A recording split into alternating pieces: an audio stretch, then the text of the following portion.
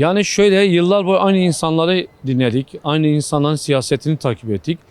Artık Türkiye legal zeminine farklı insanların gelip siyaset yapması gerektiğini düşünüyorum. Yani bunu ben kategorize etmiyorum. Bunu herkes açısından öyle olmalı.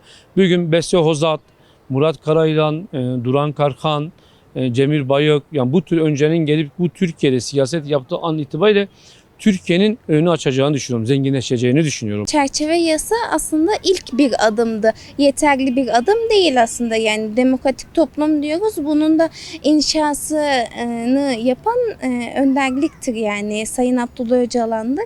Ve onsuz bir çerçeve yasa düşünemiyorum yani. Eğer ki hani devlet gerekli adımları atmaya bizimle birlikte yürümeye, gerçekten barışı inşa etmeye bir talebi varsa, bir isteği varsa gençlik, halk, özellikle yani kadınlar ve gençler öncülüğünde, merkezinde biz buna kesinlikle katılacağız, olacağız yani çünkü barışı inşa ediyoruz. Çünkü yıllardır çözülmeyen toplumsal sorunların artık silah, gerginlik, çatışmayla değil de demokratik siyasetle, hukukla çözülmesi için kat edilen önemli bir açıydı. Zindandaki arkadaşlarımız çıkıp siyaset yapabilmesi için, gerillaların gelip burada hukuk, demokratik siyaset yapabilmesi için önemli bir açıydı. Bunu da çerçeve yasada olumlu bir şekilde bakabiliyoruz yani. Genç Bakış programından merhaba değerli izleyenler. Yeni bir programla karşınızdayız. Bu hafta da Ahmet'teyiz. Gündemimizde çerçeve yasa olacak. Evet, bilindiği üzere çerçeve yasa meclise sunuldu. Biz de bu programımızda gençlerin bu çerçeve yasayı nasıl bulduğunu ve bu çerçeve yasayla alakalı ne düşündüklerini soracağız. Genç Bakış programımız başlıyor.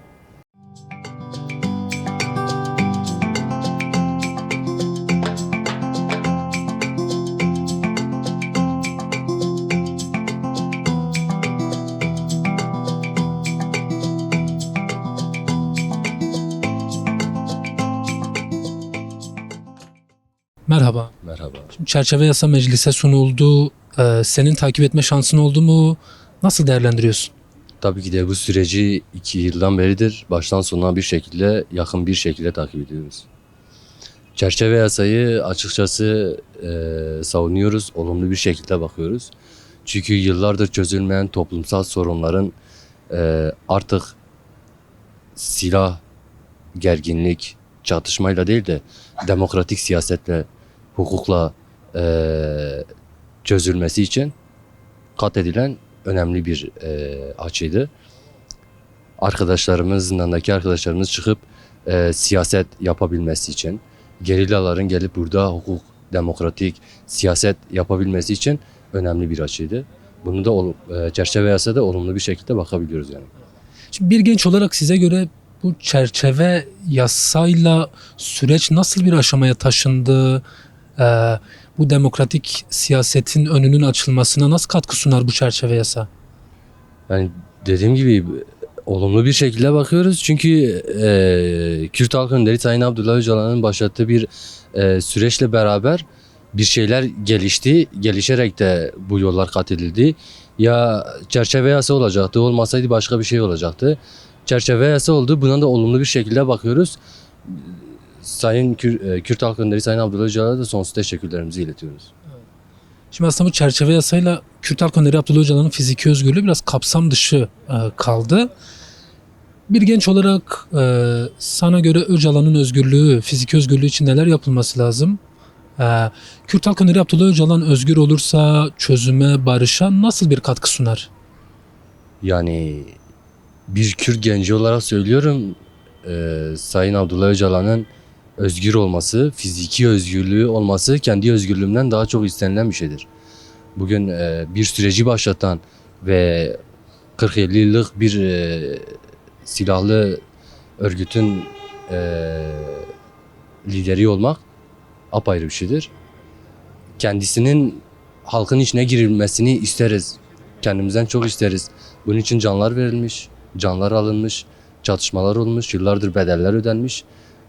Zindanda olsun, kırsalda olsun, şehir içinde olsun. Biz Sayın Abdullah Öcalan'ın fiziki özgürlüğünü her şeyden çok isteriz. Halkın içine girilmesini isteriz. Ne yazık ki çerçeve yasasında Sayın Abdullah Öcalan'ın fiziki özgürlüğü söz konusu olmadı. Ama oldu diyelim, gelseydi daha da güzel şeyler olabilirdi. Bir Kürt halk liderinin, önderinin kendi halkının içinde olması bile her şeye bedeldi, her şeye yeterdi. Bunu çok istedik ama olmadı. Şimdi aslında bu süreçten sonra da bazı yasal adımların atılması bekleniyor. Sana göre bu adımlar, bundan sonraki adımlar neler olmalı? Hangi adımlar atılması lazım? Öncelikle okullarda, eğitimde ana dil şart. Birinci sıradayız bu konuda. Zindandaki arkadaşların kendi halkının içine girmesi, siyaset yapabilmesidir. Gerillaların artık kendi yuvalarına, evlerine dönmesidir. Onlar da bir siyaset yapabilmesidir. Bugün belediyeye baktığımız zaman bir normal bir halkın orada olması nasıl da bir gerillanın orada olması nasıl? Bir gerillanın orada olması daha üst düzey bir şeydir. Yani dediğimiz gibi ilk sıraya biz bunları koyuyoruz. Eğitimde ana dil, zindandaki arkadaşların serbest bırakılması, şartlar ne olursa olsun gerillanın kendi evine geri dönmesi. Ki gençlik için, aslında siz de bir gençsiniz. Gençler için ne olmalı? Nasıl adımlar atılması lazım? Gençler için en baştan söylüyoruz, bir şiarımız var.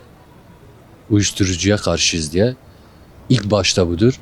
Zaten gündemden uyuşturucu kalktı mı zaten her şeyin önü yavaş yavaş açılıyor.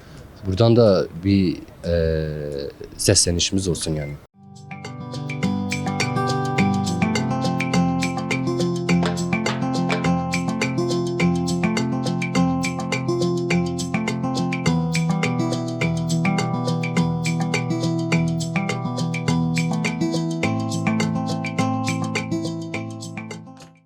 Merhaba. Merhaba. Şimdi çerçeve yasa meclise sunuldu. Sizin bunu takip etme şansınız oldu mu?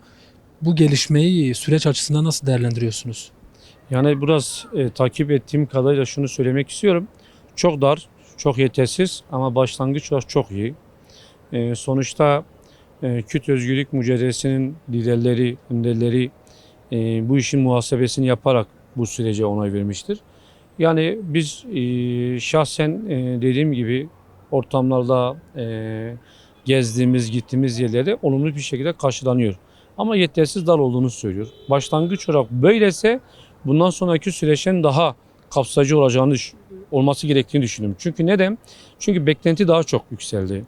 Yani Devlet Bahçeli'den beklenti çok yükseldi. İşte Recep Tayyip Erdoğan'ın kendisinden çok yükseldi. Sayın Abdullah Öcalan'ın kendisinden çok yükseldi.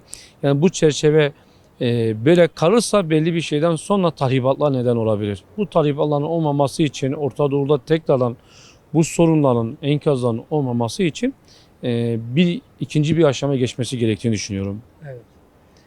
Şimdi aslında mevcut haliyle bu aşamada sizce bu çerçeve yasa demokratik siyasetin önünün açılmasına nasıl bir katkı sunar? Yani şöyle bir şey söylemek istiyorum. En son İmralı'da her şey bir adımla başlar. Yani gerçekten öyle. Siz yeni doğan bir çocuğa koş diyemezsiniz. Eğitmeye çalışırsınız, dönüştürmeye çalışırsınız. Şimdi var olan bir sıkıntı var. Her ne kadar biz demokratik bir siyaseti barış temelinde ele almış olsak da bir gün faşizm, ırkçılık, milliyetçilik sıkıntılar var. Bizim aynı keza Kürdistan dediğimiz bölgede ekonomi sıkıntılar var. Bunları çözerek yavaş yavaş aşında an itibariyle demokratik barış süreci daha uygun bir zemine gelecektir. Yani bu süreç şunu net bir şekilde söyleme gereği duyuyorum. Burayı rahatlatacaktır. Bu ülkeyi rahatlatacaktır. Yani konuşarak, sohbet ederek, tartışarak, hatta gerekirse tırnak içerisinde demokratik bir şekilde kavga ederek yapılacak her türlü sonuç nihai bir karar barışa zemin sunacaktır. Yani bizim Kürtler olarak ben bir Kürt olarak, bir köküm Arap, bir köküm Kürt olarak benim burada bu yasayı destekleyip ama ikinci bir aşamada kesinlikle cezaevindekilerin komplesine yansıması gerektiğini düşünüyorum. Boşaltması gerektiğini düşünüyorum. Yıllar boyunca Kategorize edilmemeli mi? Kesinlikle edilmemeli. Yıllar boyu kırsalda canıyla, her şeyle bu kütle için mücadele eden, Dörtpaşa Kürdistan'ı öncülük yapıp mücadele eden herkese kapsamalı. Yani dar bir şekilde dediğim gibi ele alırsak belli bir şeyden sonra talibatları büyük olur. Biz hükümetten şunu istiyoruz. Ben şahsi fikrim İmralı Sayın Abdullah Öcalan yani talihi misyonu üstlendiğini, adımı attığını düşünüyorum.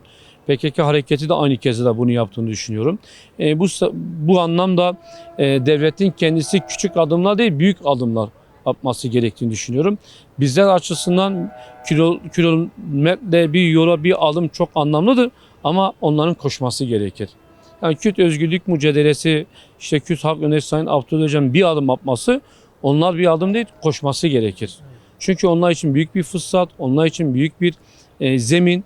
Bu zemini kaybetmemek gerekir. Kaybeden kaybeder. Onu söylemek istiyorum. Şimdi aslında bu çerçeve yasaya göre silahını yakan, işte silahını teslim eden gerillalar doğrudan demokratik siyasete katılabilecekler. Bunun önemi nedir? Nasıl görüyorsunuz? Yani şöyle yıllar boyu aynı insanları dinledik. Aynı insanların siyasetini takip ettik. Artık Türkiye legal zeminine farklı insanların gelip siyaset yapması gerektiğini düşünüyorum. Yani bunu ben kategorize etmiyorum. Bunu herkes açısından öyle olmalı. Bugün Beste Hozat, Murat Karayılan, Duran Karkan, Cemil Bayık, yani bu tür öncenin gelip bu Türkiye'de siyaset yaptığı an itibariyle Türkiye'nin önünü açacağını düşünüyorum, zenginleşeceğini düşünüyorum.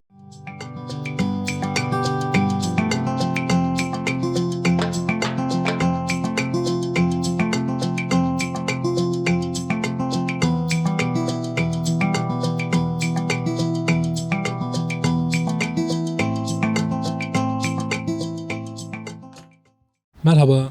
Merhaba. Şimdi çerçeve yasa meclise sunuldu. Siz bir genç olarak bunu nasıl değerlendiriyorsunuz? Bu süreci, bu çerçeve yasanın meclise sunulmasını süreç açısından nasıl değerlendiriyorsunuz? Nasıl bir öneme sahip? Yani çerçeve yasa biraz daha süreç için önemi şudur. Cezaevindeki arkadaşlarımızın çıkması, demokratik bir toplum için, demokratik bir ülke için bir araya gelip siyaset yapmak, bütün halkların, toplumun kendi düşüncesini beyan etmesi için önemlidir. Yani arkadaşların buraya gelmesi, burada bir toplum içinde bir arada özgürce yaşayabilmek, özgürce düşünebilmemiz için önemli bir adımdı. Şimdi bir genç olarak sana göre bu çerçeve yasa demokratik siyasete nasıl bir katkı sunar? Şu an çerçeve yasayla birlikte nasıl bir aşamadayız? Yani şu an için çerçeve yasa aslında ilk bir adımdı. Yeterli bir adım değil aslında. Yani demokratik toplum diyoruz. Bunun da inşasını yapan önderliktir yani Sayın Abdullah Öcalan'dır. Ve onsuz bir çerçeve yasa düşünemiyorum yani. Bu ilk adım ve inşallah gerisi gelir diyelim. Şimdi aslında bu çerçeve yasayla Kürt Halk Öneri Abdullah Öcalan bu çerçeve yasanın kapsamı dışında kaldı. Sizce bir genç olarak Kürt Halk Öneri Abdullah Öcalan'ın fiziki özgürlüğü için neler yapılması lazım? Öcalan özgür olursa çözüme, barışa nasıl katkı sunar? Yani evet, önderlik bu kapsam alanı dışında kaldı sürecin aslında. Aslında onsuz bir süreç olmaz yani inşayı yapan bunun ne cümlesi denir, baş müzekkerecisi önderliktir ve baş muhatabı önderliktir. Yani biraz daha ilk adım olduğu için biraz daha böyle derli toplu olmadığından kaynaklı dağınık kalınan bir yasa oldu aslında. Yani önderliğin çıkması toplumsal için bir başlangıçtır, demokratik toplum için aslında gençlik için, kadın için bir yaşamdır yani. Sonuç itibariyle bu toplumda en çok dışta kalan bir grup olarak genç kadınlarız yani. Çocuklardır, gençlerdir. Yani önderliğin fiziki özgürlüğü aslında bunun için daha çok önemlidir. Yani kadınların kurtuluşu, özgürlüğü önderliğin çıkışıyla başlayacak. Şimdi aslında bu hukuki ve siyasi olarak bu yasa bir ilk. Şimdi bundan sonrası için de aslında yeni yasaların da çıkması bekleniyor. Bir genç olarak, bir genç kadın olarak sizce bundan sonrası için neler yapılması lazım? Hangi adımların atılması lazım? En çok sizin talebiniz ne? Yani benim talebim, yani bir genç kadın olarak önderliğimin fiziki özgürlüğüdür. Yani başka bir talebim olamaz zaten ki en büyük talep budur. Önderliğim çıkarsa aslında birçok şey güzel olacak. Yani onun için başka bir talebe şey yok. Bir sürü talebimiz var ama bu taleplerin en büyüğü önderliktir. Yani önderliğin çıkması öbür taleplerimizin de yerine geleceği anlamına geliyor. Son olarak bir çağrım var mı? Önderliğimin çıkması, özgür bir toplum, demokratik bir toplumla birlikte yaşamak.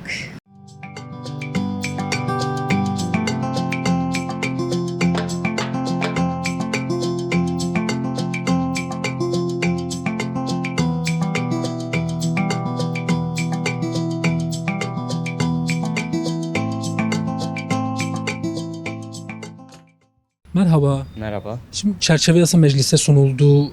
Bir genç olarak bu gelişmeyi süreç açısından nasıl değerlendiriyorsun? Sizin bir genç olarak talebiniz ne? Beklentiniz ne? Yani çerçeve yasaya baktığımızda aslında tabii ki yani öncelikle bir adımdır. Peyderpey gelişecek bir aşama olduğu çok açık. Yani eğer ki hani devlet gerekli adımları atmaya hani bizimle birlikte yürümeye, gerçekten barışı inşa etmeye bir talebi varsa, bir isteği varsa gençlik, halk, özellikle yani kadınlar ve gençler öncülüğünde, merkezinde biz buna kesinlikle katılacağız, şey olacağız yani. Çünkü barışı inşa ediyoruz. Toplumun her bir kesimi bunun içinde yer alması gerektiğini düşünüyorum. Şimdi bir genç olarak sana göre süreç nasıl bir aşamaya taşındı? Bu çerçeve yasa demokratik siyasete nasıl katkılar sunar? Aslında çerçeve yasanın nasıl katkı sunacağı şöyle değerlendirebiliriz. Yani halka baktığımız zaman biraz daha toplumun beklentilerini incelemek daha doğru olur. Çünkü yani sonuçta toplum nezdinde yani komünalite ve halk nezdinde gerçekleşen bir süreçtir. Nasıl aşamaya geldi?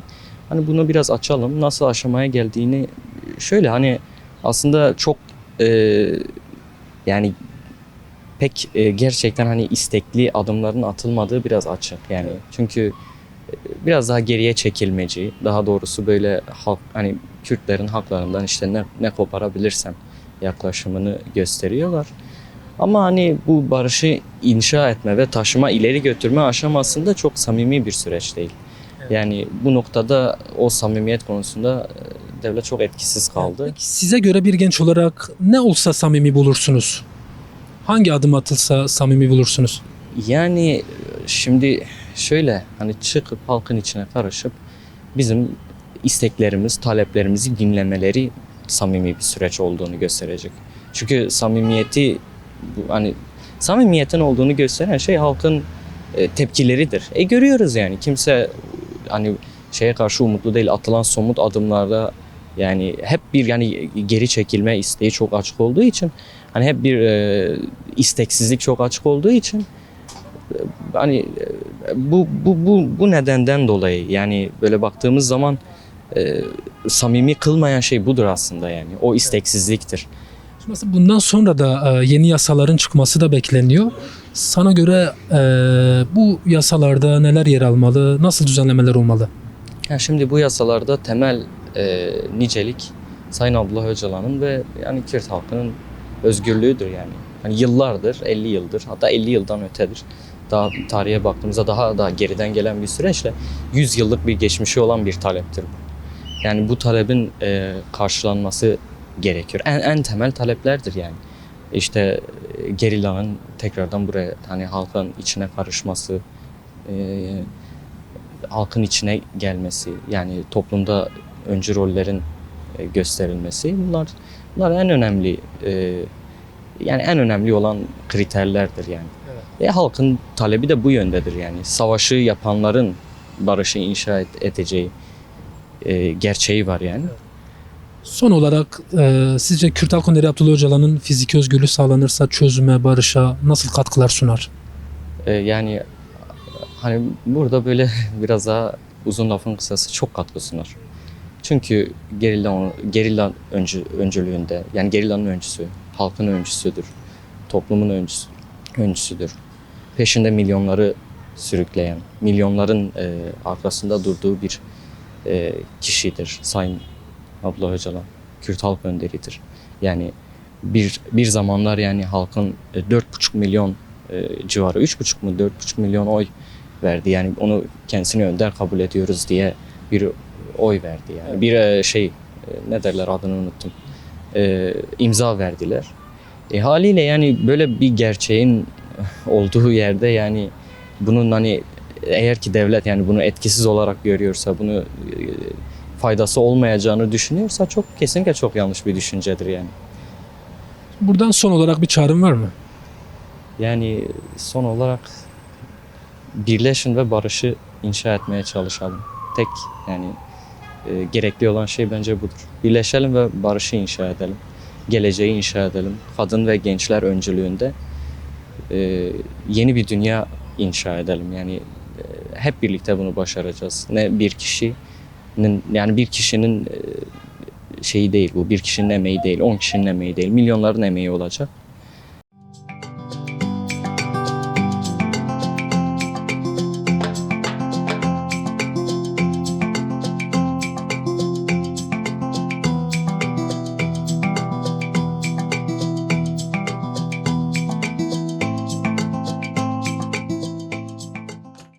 Şimdi süreç sana göre nasıl bir aşamaya taşındı?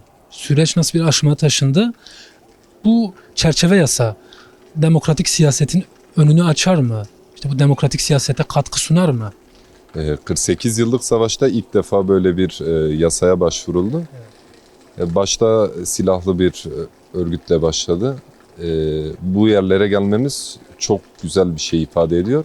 Çünkü baktığın zaman artık hem ölümler azalacak, rahat bir şekilde dilimizi de konuşabileceğiz.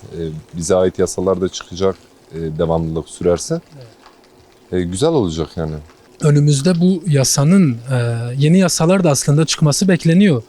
Sana göre bir genç olarak neler olmalı, nasıl yasalar olmalı, nasıl adımlar atılmalı? Öncelikle kimliğimizin, dilimizin ön plana çıkması lazım. Artık bir kimlik üzerine bu savaş başladı. Ve barışta önceliğimiz kimlik, bir varlığımızın bilinmesi. Bundan sonra artık diğer aşamalara geçilebilir. Çünkü her zaman bir üst sözde, üst kimlik adına biz tanınıyorduk. Biz alt kimlik olarak geçiyorduk her yerde. Artık gerçekten bizim varlığımızdan haberleri olması lazım. Çünkü 48 yıldır tek amacımız Türkiye'de özellik diyoruz. Ve dilimizin gerçekten bize verilmesi. Anayasal olarak tanınması lazım. Evet, anayasal olarak tanınması lazım. Ve birçok şey var. Baktığın zaman bize hani Ahmet'te uyuşturucu olsun, fuhuş olsun, kumar üçgeninde dönmemesi lazım böyle şeylerin. Son 10 yıldır zaten gördüğümüz gibi işler açıcı bir durumdayız. Devamlılığını isteriz sürecin. Son olarak aslında bu çerçeve yasada önderliğin fiziki özgürlüğü kapsam dışı bırakıldı. Sana göre bir genç olarak Kürt Halk Önderi Abdullah Öcalan'ın fiziki özgürlüğü için neler yapılması lazım? Eğer Kürt Halk Önderi Abdullah Öcalan özgür olursa çözüme, barışa nasıl katkılar sunar? Zaten öncelik Kürt halkı Önder Apo'nun çıkması lazım. Çünkü yasa ilk önce onu kapsıyor. Hem bir aralar tecrit altındaydı, galiba hala devamlı sürüyor. Tecrit altından çıkarsa ve gerçekten bir çağrı yaparsa, evet böyle bir yasa var, sürüyor, devam ediyor ve Kürtler bunu önlemle yani baktığın zaman göz önünde bulundursun, yani bak biz varız, bir ses gelmesi lazım. Çünkü sadece Türkiye haberlerinde görebiliyoruz böyle şeyleri. Bir Kürt önderimizin gerçekten artık konuşması lazım. Son bir senedir hem bir ay yok, sonra bir çağrı oluyor, hep tecrit altında bırakılıyor. konuşması gerekiyor. Bunlar süreci tıkatır mı? Tıkatabilir. Çünkü halktan bir isyan başlayabilir. Umutlandırmak olur. 2009-2010 süreçlerinde de Ahmet Türk alındığı zaman çözüm süreciydi. Sonra yine kapandı. Ve birkaç defa daha barış süreci söylemi başladı. İnsanları umutlandırmak güzel bir şey değil. Kandırmak güzel bir şey değil aslında. Son olarak buradan bir çağrın var mı? Gençlere nasıl bir çağrın olur? Asimile olmuş gençlerin gerçekten kurtulmasını istiyoruz. Çünkü şu an baktığın zaman 15-20 yaş hatta 25 yaş arkadaşlarımızın hala kendi dilinden haberleri yok. Hep bir yere koşturma peşindeler. Hayata dair sadece amacın çalışmak ve ev olduğunu sanıyorlar. Ama onca şeyi görmüyorlar. Perde arkasına bakmaları lazım.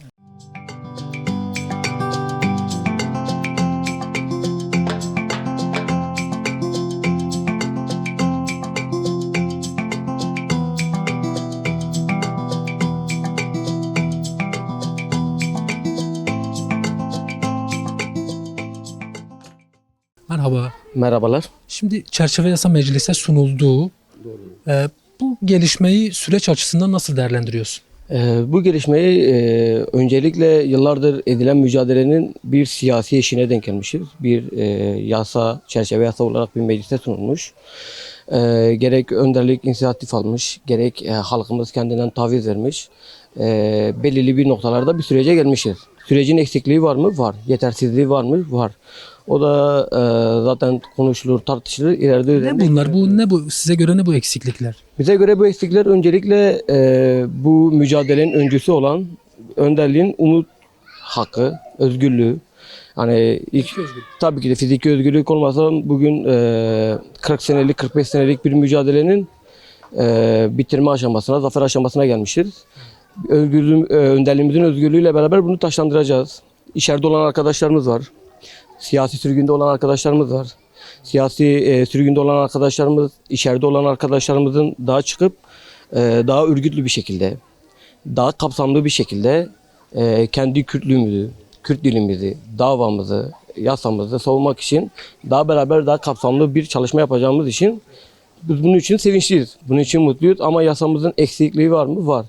Yasamızın yetersizliği var mı? Var. Bunları da gerek basın açıklaması olsun, gerek sokaklarda olsun, gerek alanlarda olsun eksikleri dilimiz yettiğince, düşüncelerimiz yettiğince dile getireceğiz. Tabii hiçbirimiz önderliğimiz kadar düşünemiyoruz, önderliğimiz kadar bilemiyoruz. Önderliğimiz öncelikle tek dileğimiz, tek umudumuz önderliğimizin fiziki özgürlüğüne kavuşmasıdır.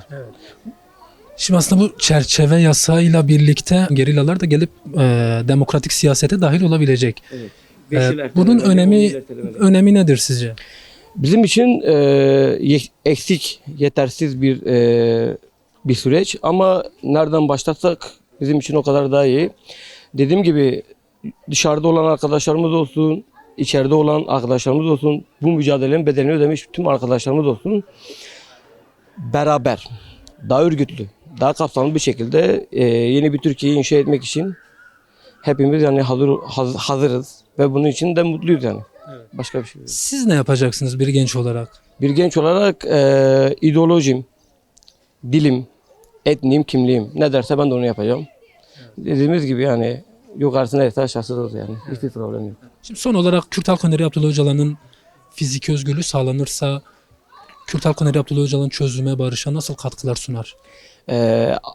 Bizim Sayın Öcalan zaten fiziki özgürlüğü sağlanmadığı halde barışa, topluma, bir inşa düzeni için içeride de olsa onun hiç fark etmiyor. Ama biz dileriz ki kendi önderimizin kendi yaptığı, mimar ettiği bu davayı, bu şeyi kendisi özleştirsin ve kendisi taşlandırsın. Önderimiz dışarıda olduğu sürece daha geniş, daha sağlıklı, daha güzel bir çalışmalar yürüteceğimiz için mutluyuz. Son olarak buradan bir çağrım var mı? Buradan çağrım Kürt gençlerimizin önce bilinçlenmesi lazım. Asimile olmaktan çıkması lazım. Kendi benliğini, kendi birliğini, kendi dilini, kendi kültürünü savunması lazım. Bugün bir çerçeve yasayla bu eşiğin adımını atmışsak bugün gençlerle biz neler başarırız. Dediğimiz gibi genç başladık, genç başaracağız Allah'ın izniyle.